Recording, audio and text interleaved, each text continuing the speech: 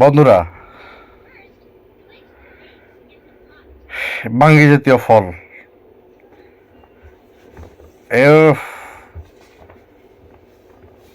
অসাধারণ, রসালো। আসলে শশা বাঙ্গি জাতীয় ফলগুলো এরকমই হয়। এখানে দেখুন, এগুলো তো মিষ্টি আলুর গাছ, দেখেই বোঝা যাচ্ছে। এবার দেখা যাক মিষ্টি আলু কি হয়েছে কিনা। হ্যাঁ, হয়েছে। এই যে দেখেন, মিষ্টি আলু খুব একটা বেশি হয় নাই, এইগুলোতে মনে হয় হয়েছে সম্ভবত। দেখি, এই যে দেখেন। হুম, পরিপক্ক গাছ থেকে আসলে বেশি করে এই মিষ্টি আলু পাওয়া যায়। আর এই যে দেখেন বেদনাগুলো এখানে কি করতেছে তারা, পরিষ্কার করে এই পানিতে পরিষ্কার করে এগুলা আবার শিপমেন্টের জন্য তৈরি করা হবে আর কি। তরমুজ, এই দেখেন।